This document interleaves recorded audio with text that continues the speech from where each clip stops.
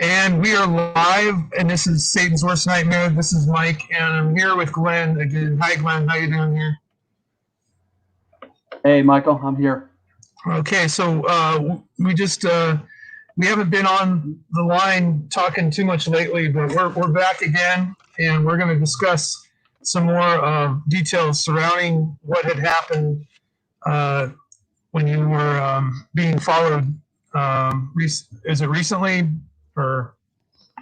I've been followed for the last, ever since I fled the camp, I've been followed. I fled the camp in September of 2016. And I fled the camp because I had worked there for almost 17 months. And I was a full-time volunteer at Windermere. Mm-hmm. And they gave me a cabin to live in at the camp. And I got meals when church groups came in and other groups came in. So I had a nice setup there. I really loved my job too. I worked with the plants and drove the greenhouse, or drove the watering truck and was in charge of the greenhouse. And I really liked my job. But I started seeing suspicious things going on. That I had reported drugs coming through the camp in September of 2016 to the camp president. And it was 2 days later that I had overheard the murder plot at the camp. They had actually called in hitmen to get rid of me, but God did a miracle. The great miracle is that I was in the right place at the right time to hear these men in the camp dining room. And they didn't see me way over in the corner because I had just gone in to cool off and to get a drink because it was a hot Missouri afternoon. I've been followed ever since I fled that camp in September 2016. And so, as far as the recent attacks within the last couple of weeks, you can get into some of those that might have happened when you followed recently. Yeah, I'm followed on a regular basis, on a daily basis, and that's the reason why I got a front dash cam for my car and a rear dash cam. We talked about a week or two ago, and you were headed to your folks' place. Was it your folks? Not my folks' place, but I went down to Pennsylvania. Okay, but I think at the time some friends down there. You said you were followed down here, right? Oh yeah, I had a guy. I was coming down into Milford, Pennsylvania. I had the guy coming right up behind me, and I could see him moving his arm back and forth, and I believe he had one of those pulse weapons.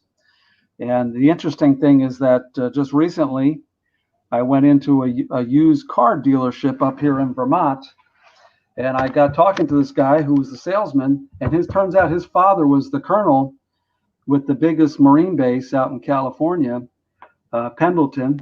He was in charge of the whole thing, and I got talking to him about these pulse weapons and what's going on. And the amazing thing is that this man knew about the pulse weapons. He's like, oh, that's a high-tech Army thing. So his father was in charge of the base, was a colonel. He ran Pendleton, and he knew about these pulse weapons. We had talked, and I think I explained to you how I'd done some research, and I found out that they had these heart attack guns back in the 80s. They were developing these things, and it's actually public. The CIA had developed these, so it makes sense that they have these access to these in Camp Pendleton. Yeah, and I believe that the way those heart attack weapons work is that they knock out the kidneys. And the reason I suspect that is because it was over a year and a half ago that I was driving down to Massachusetts on I-89, Vermont down into Massachusetts, and I was followed by a large group of men in their vehicles. I don't know how many, but it was a large group. And they were all just trying to drive close to me, and they would point their little weapons at me, handheld weapons. I could see them, and they literally swarmed me. And I decided to come back to Vermont. I was going to head down to Jersey, but all that was happening, I decided to drive back here to Vermont. And it was the next day that I started feeling so strange that I had to call 911 to get help. And they came with an ambulance, and it got me to the hospital, and they found some problems with my kidneys. So I believe these pulse weapons were harming my kidneys. And I think when the kidneys start faltering, that it can cause a heart attack. And the interesting thing is that when I went down to Massachusetts, I had a fresh banana right next to me in the car. And that banana, by the time I got back to the house here, it had turned to mush. It literally just like aged so quickly and turned to mush from the false weapons they were using on me. I don't know whether it's microwave radiation or what frequency it is, but it's definitely a particular type of radiation. So now when I drive in the car, I have to put a helmet on, and I actually bought a protective vest that like a policeman would use. It's not bulletproof vest, but it's a vest, and I stashed that into this styrofoam aluminum container that I had, and I put that in front of me now when I drive. And I know it probably looks funny to people on the road, but I know what's going on. I know what weapons they are using. Well, we actually have that confirmed with that video we had shown on my channel. I think it's followed, and it shows a close-up of the guy in the back seat pointing some device that seemed at you, and clearly that was government plates. So yeah, that was really strange, because that was on Mother's Day, not this past year. That was Mother's Day 2019. I was driving up to Burlington on I-89, and I was just minding my own business, listening to music. And all of a sudden, I got sensed, that this guy was following me, and I took out my camera and caught the guy. Actually, you saw him pointing at me, and it was a cloudy day, and the guy was wearing sunglasses, which was really strange. So he looked like just one of those government agents in the dark suit. I think it was a dark suit he had on, but you could clearly see the government plates. So you did an awesome job on that video, just pointing out all those different things. So I hope people get to watch that video. I think it's called Followed. Yes, Followed. I think that, we've delved into that as far as kind of like putting that out in the public. A lot of people don't really know that, like, what we've uncovered, what we feel is that this camp is tied in with kind of like what's going on right now in DC. We've got people being arrested. What was it? Steve Bannon arrested on a yacht that's like $40 million yacht that's owned by some Chinese guy who's tied in with all sorts of criminal activity. It seems like there's a cesspool in Washington, D.C., and these people, they claim that they're in the light, but we're finding out slowly but surely a lot of these people are tied in with this, the corruption. Yeah, with Pizzagate. The Pizzagate, with all and these. When I was at Windermere working, I saw a huge yacht. It must have been like 50, 60 feet long. It was just a really big yacht. It was way out of place at the Windermere dock, but it was parked there for, I would say, a good week. Oh, you're kidding. And I thought, at the time, I was kind of flattered, like, oh, that's great that this guy came all the way to Windermere to vacation, but I now know he wasn't there for a Bible study. This guy, it could have been Epstein himself. Whoever came in that yacht was there for the drugs and for the sex. Well, it's come out on these flight logs of Epstein's that there's been people on these flight logs. I've read some of the people. I'm like, oh my God, you've got Charlie Sheen. You've got what's that guy? I watched a movie with him recently. The guy that's got the kind of gray hair that that was single there for quite a long time. Oh gosh, what's that guy's name? Yeah, I'm not sure. Clooney, George Clooney. So it's like you've got all these people on these Epstein flight logs going to this island. You're like, oh my God, and a lot of them are Hollywood elites. You've got also that guy that was charged here recently that he was like that #1 actor. Oh gosh, what's that guy's name now? Oh man, it escapes me. But it's just like you got all these top actors that ended up on Epstein's island. Well, yeah, and I was just a volunteer at this camp in Missouri. I'm a retired school teacher from New Jersey, And I moved to Missouri to be near my Lyme doctor because I got bit by a tick in New Jersey and got Lyme disease. And I figured I could move out there and be near my Lyme doctor and try to live on my teacher's pension. And that's why I got the idea to volunteer at this camp. But I had no idea that I was at a dangerous place. I thought I was at a good Baptist camp, but I now know they're using the Baptist camp as a cover for what's really going on. And it took me almost 17 months to figure it all out, what's really going on at this camp. And the two men that were going to murder me at the camp, I had seen them in the camp before. I had seen them there late at night one time coming out of the kitchen at the dining room, the Windermere dining room.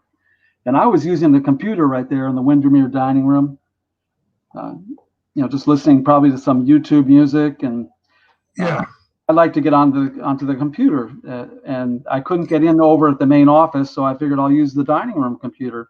And these men came out of the dining room pretty late at night, and they made up a story like, oh, we're here looking for Chris. Chris was the head chef at the time.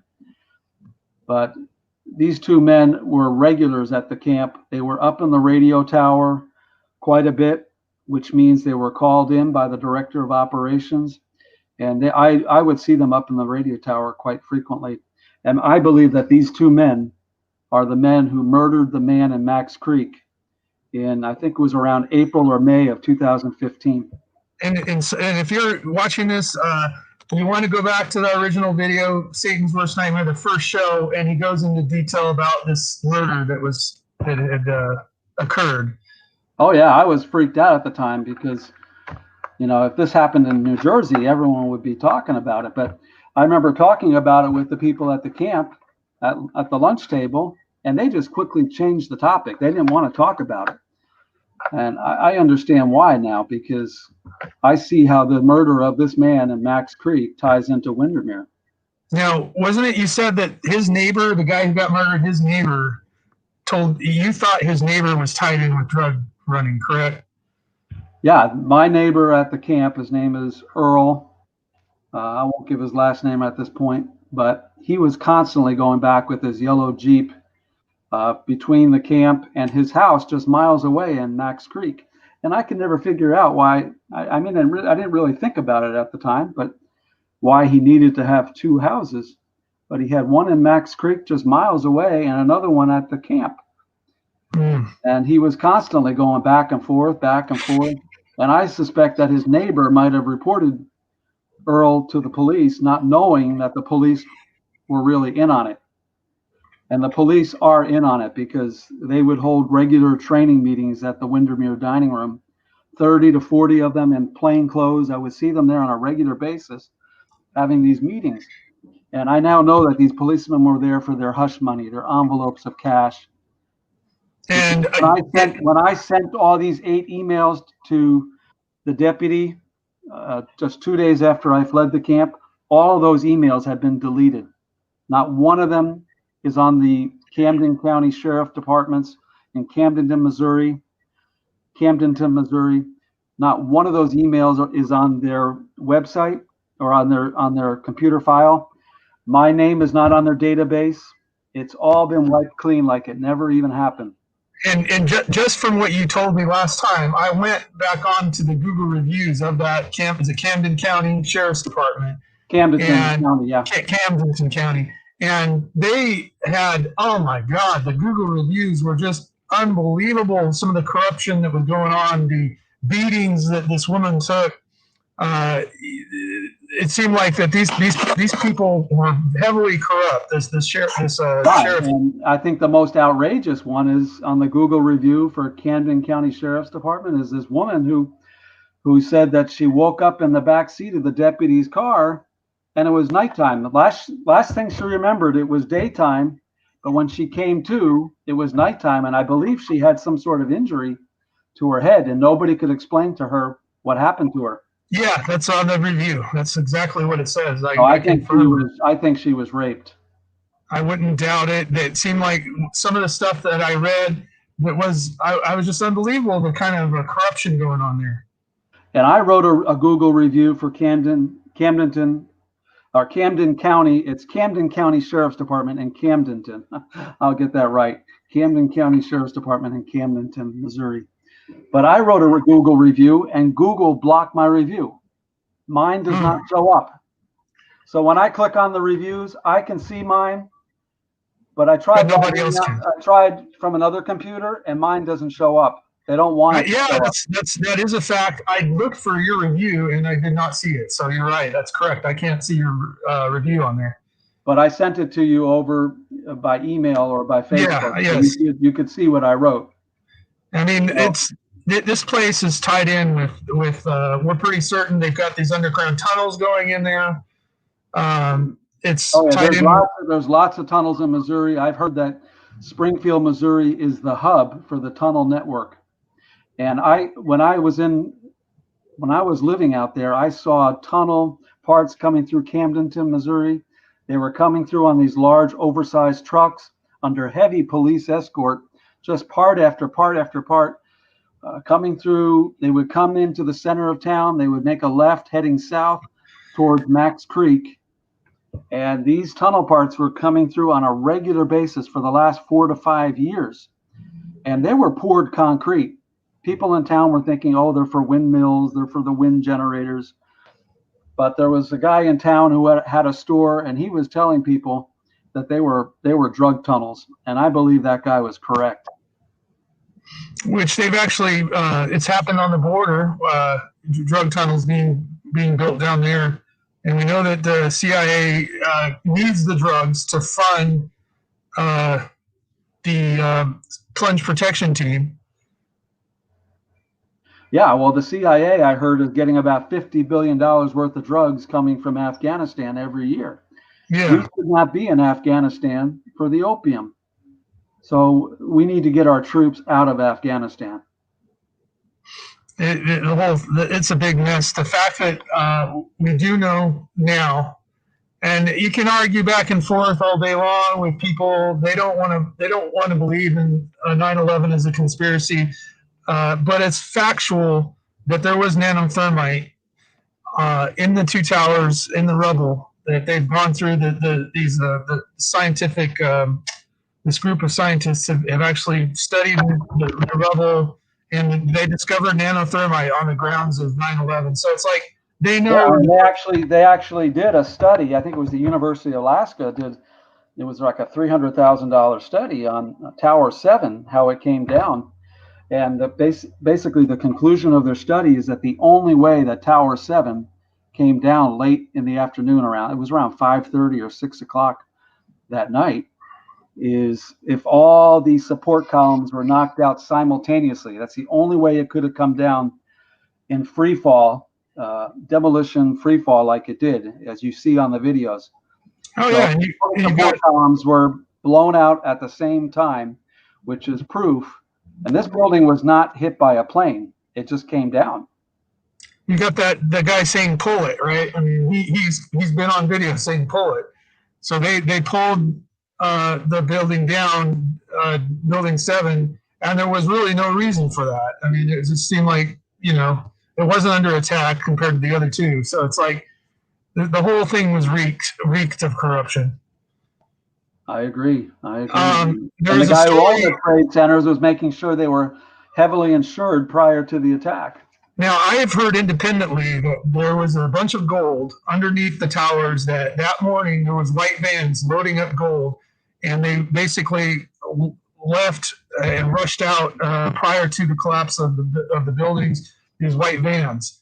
And this is a story I heard. Well, then later I spoke to my girlfriend Eileen, and she's got there's stories out of the Philippines that some of Marcos's gold was actually transferred to the World Bank, and then the World Bank had stored some of that underneath the Twin Towers. So some of this gold could have been, from the World Bank that they basically ripped off. They basically stole it, and those people, when you say who are they that did it, well, you could say that they were tied in with the New World Order. They were likely tied in with George Bush at the time, because I think, if I'm not mistaken, Marvin Bush's dad, or Marvin Bush, was in charge of security of the towers, and they had shut down the towers on the day of 9/11 to conduct or to take bomb sniffing dogs and conduct security inspections.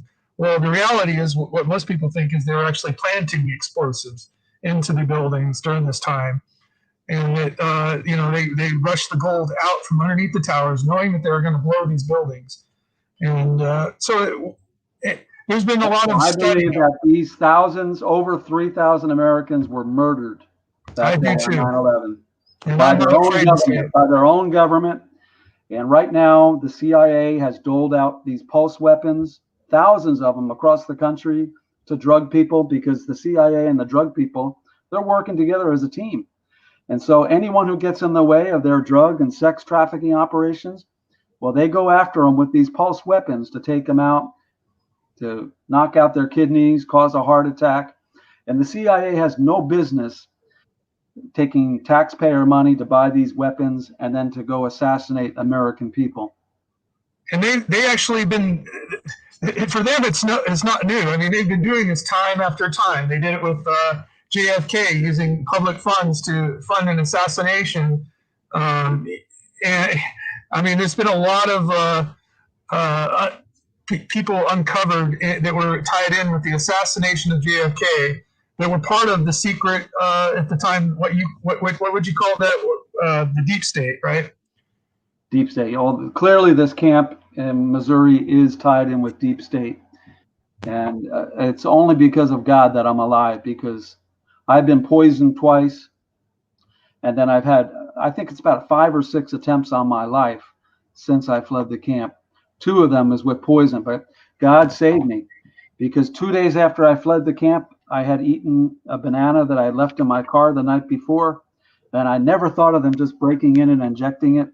But I got violently sick in my hotel room that night, and I was just shaking and ready to collapse to the floor. But I cried out to the Lord. I said, Lord, you saved the Apostle Paul. You can save me. You saved the Apostle Paul from the poisonous snake, and you can save me.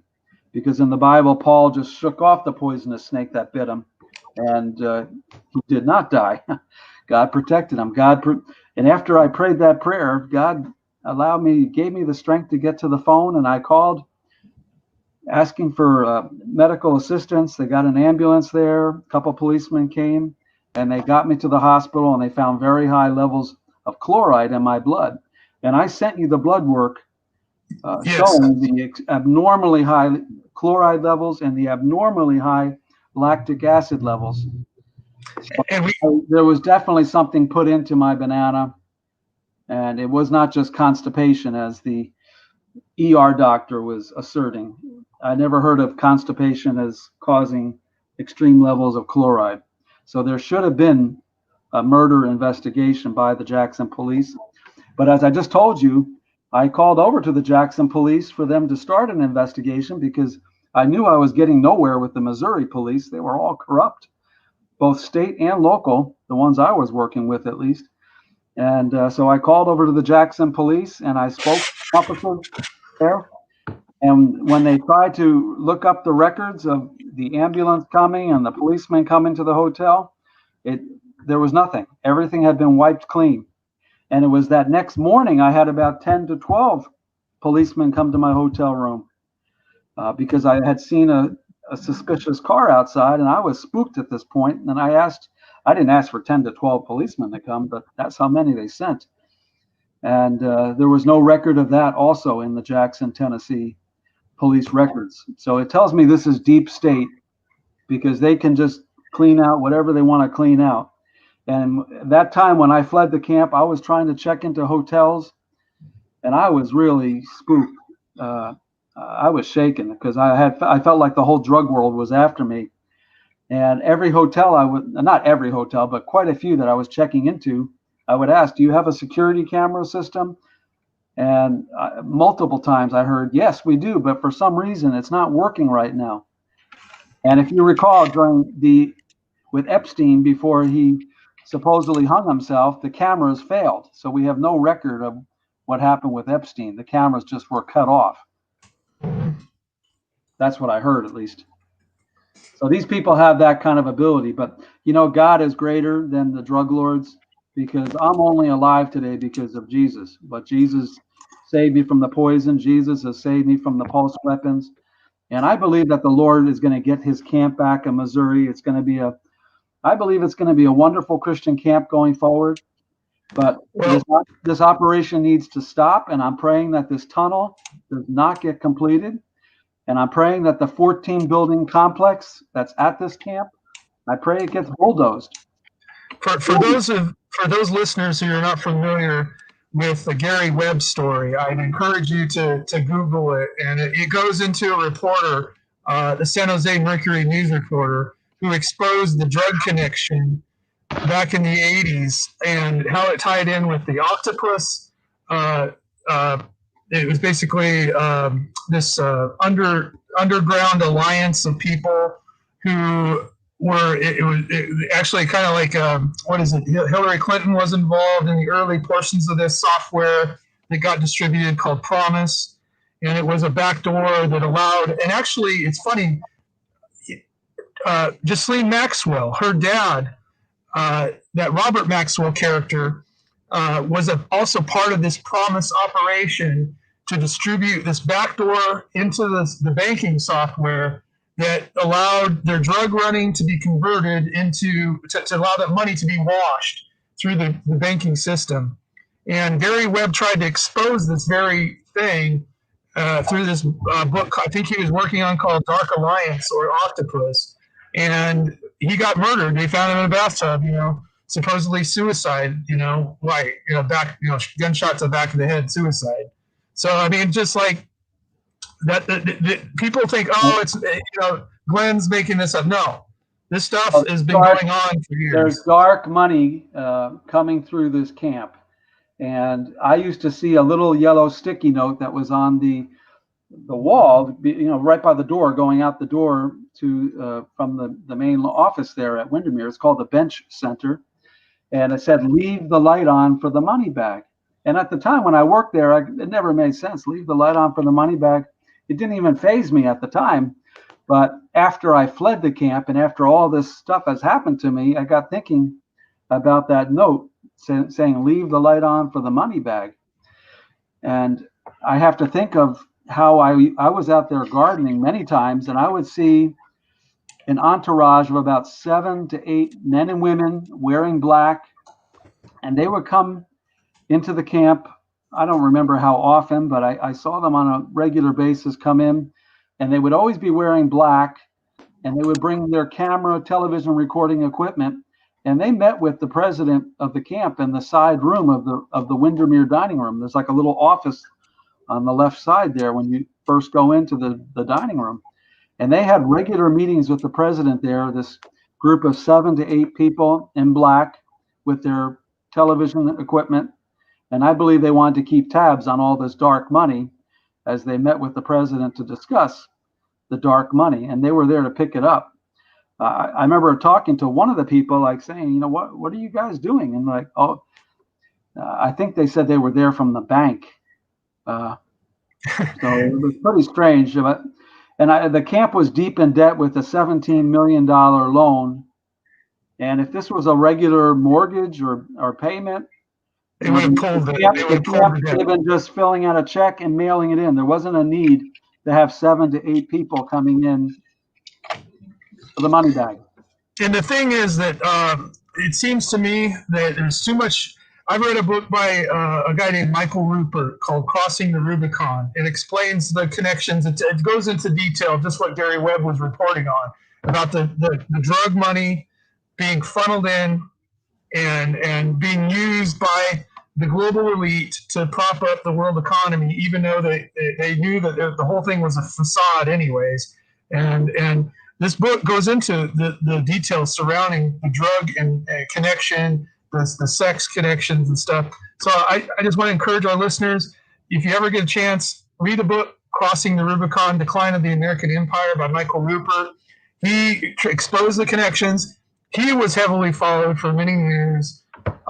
They wanted to shut him down when he exposed 9/11. He was basically one of the first people to come out to expose 9/11 as an inside job. And boy, did they get after him. I mean, he lost everything for what he did. So this is, anytime somebody tries to go against them, they take away everything. They try to character assassinate. They try to take away all your financial resources if you go against them. And Glenn has been followed, and he's been battling this for quite some time now. Yeah, I was just a volunteer at the camp, and I never expected something like this to happen. I just thought I was at a good Baptist camp. It's out in the Ozarks, and I knew there was drugs out in the Ozarks. There's even a TV series called the Ozark television series. Maybe some of your listeners have seen the program.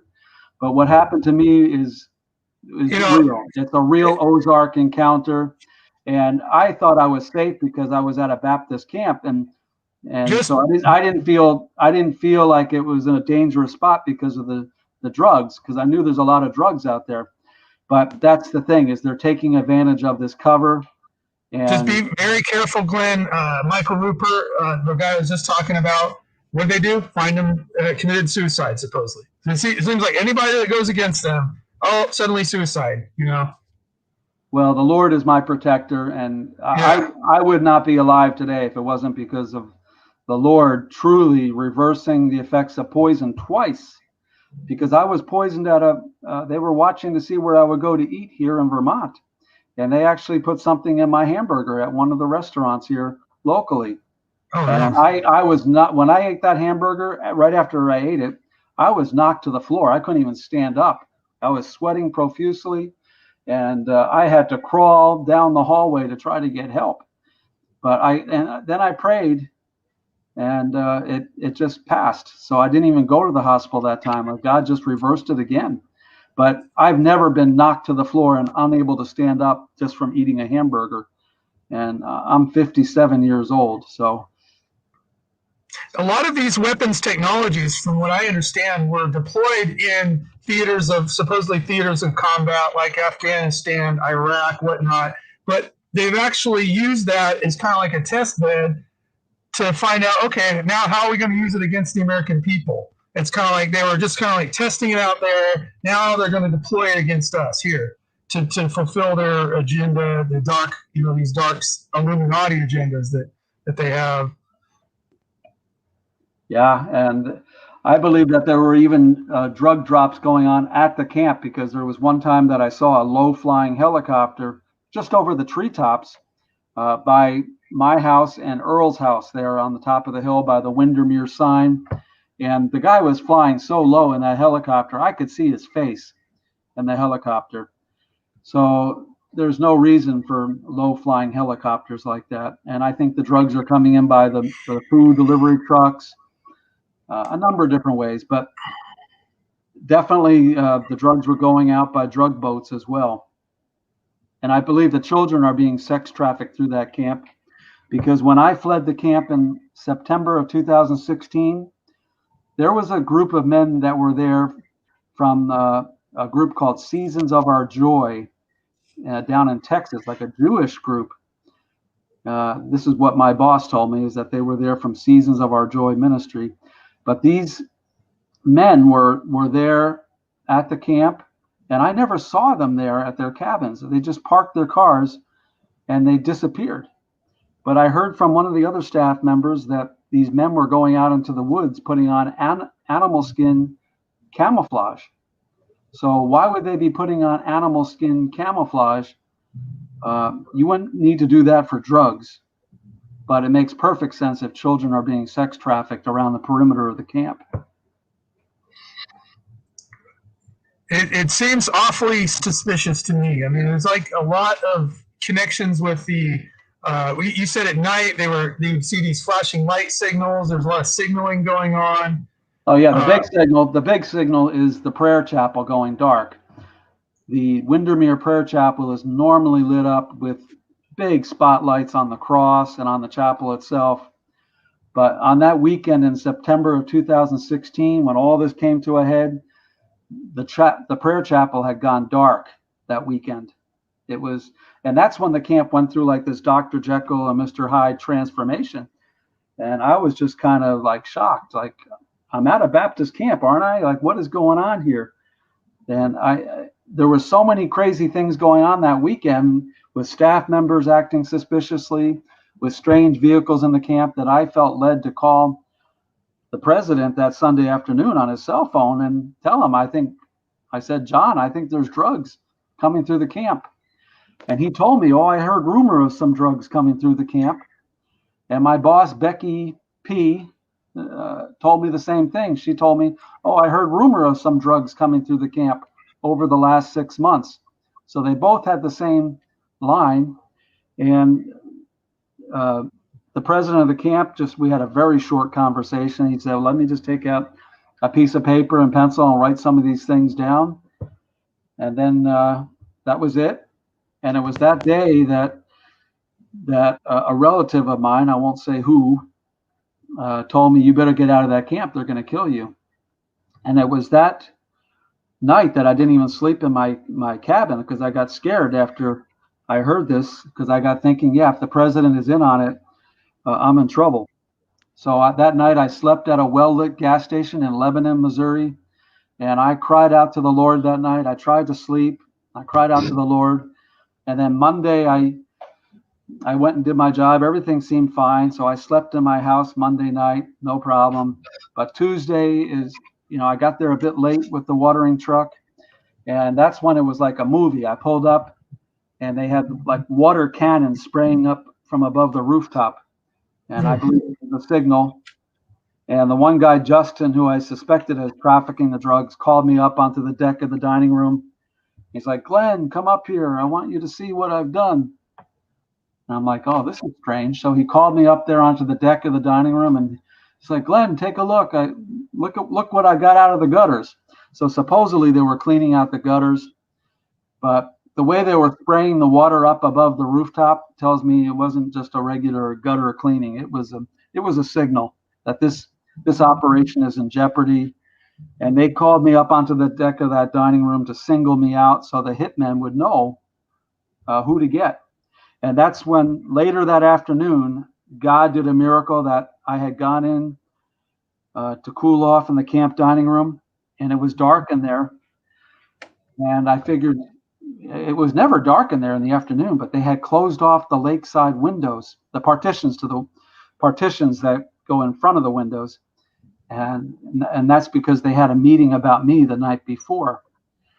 And the reason I know they had a meeting about me the night before is because June, who was also a volunteer, told me that they had locked the doors and made sure the lights were out before they left. She worked in the dining room. And when she went in the morning, she found the lights on and the doors open. So I know they had a meeting about me. So it was dark in there, and I felt led to go cool off anyways. And I sat way over in the corner by the piano, and it was in just the right place. God put me in just the right place at just the right time. Because in my head, I was thinking, well, maybe you'll hear something, but I never really expected to hear something. And that's when I heard some rustling over at the juice machine. And I saw those same two men that I saw late at night coming out of the kitchen. Mm-hmm. I saw them over by the juice machine, and they were both wearing red polo shirts. The one guy was either shaved head or bald, maybe about age 60. And he went into the back kitchen. He didn't go completely in, but he just swung the doors open, and I could see him looking back and forth. The smaller man took out his flashlight, started shining it around the room, and started walking towards me. And at that point, I went under the table, and then these guys thought they were alone, and they just started talking really evil. These were not good guys. And I couldn't hear everything, but I heard certain keywords: murder, move the body, Jeep. So they were going to move my body with a Jeep. And then they laughed and laughed with the sickest laugh and went out the side door there by the dish room. And at that point, after they left, I went out the back way through Fireside Lodge, which is connected to the Windermere dining room. And I went out and I went and told my boss, Becky P., because I felt she needed to know. I never dreamt that she was in on it, but I now know she is. Mm. And I told June, the volunteer, and her husband, Richard, what happened. And right when I was telling June and Richard, I looked off. I heard a speedboat start up, and it was that big guy who had arms like a gorilla, who was in the dining room, the bald guy, he was on his boat and he just took off. So I believe that Becky P actually told this guy that Glenn was in the dining room, and he got wind of it and he wanted out of there quick. And I saw him speed off, even in the no wake zone. He just floored it out of there. He was in like a 24, 25-foot white boat, and he went out there. And I remember talking to my boss, Becky P, on the phone months later about that. And well, actually, before I left the camp, she told me, "Oh, those men." I asked, "Who were those men?" She's like, "Oh, they're there from the phone company, and they were there to fix the phone lines and the computers." And then I remember asking Becky P months later, like, if they were there to fix the phone lines and the internet, why would they come by speedboat? And her reply to me was like, "Well, I go to work many times. I would come to camp by my boat." So she was claiming that it wasn't abnormal for phone men to come by boat because she came to work by boat sometimes. So it was just very bizarre. And if those of you out there in YouTube world, I don't know if you're familiar or not. We've got, what is it, Corey Feldman coming out talking about Hollywood pedophilia. We've got all these famous stars that are being ushered to Epstein Island. It just seems like there's a cesspool at the upper elite levels of the Illuminati. We've got several people that have come out. What's that rap star? They're married to the Kardashian. Oh gosh, it's actually trying to run for president. What's his name? But he came out and said, that hey, these Illuminati, they're in control. And at the higher levels of the Illuminati that are up in the Hollywood circles, there's just a cesspool of corruption going on there. The Pizzagate, if you research it, listeners, research it, it's out of control in this country. The figure I heard for sex trafficking in this nation is $150 billion per year. So that means they're making more money from the sex trafficking than they are from the drugs. And unfortunately, I heard that some of these children who are forced into it, they only live for about 6 years because of all the diseases they get from the men they are forced to have sex with. I believe there's bodies buried at this camp in the landfill. Supposedly, that they're actually using some of these people as mind control slaves. That they're taught that what is this MK Ultra program? They've got to basically put these slaves into some sort of mind control situation, and they use these people like Sirhan was supposedly under mind control. The guy who shot Robert Kennedy, he came out and said, hey, he doesn't even have any remembrance of shooting Kennedy. So it's like these people that are brought into these programs, they're just under complete mind control, and they need to break free from this. And that's why we're trying to expose this on this channel. The Lord delivered me from Windermere, just like Daniel from the lion's den, because Amen. I never should have been in the right place at the right time to hear these two men. They were probably coming for me that night, and I never should have made it out of that camp alive. And they tried to take me out 2 days later with poison, but I survived it. And I would love for you to put up that blood work on one of your next videos so people can see it.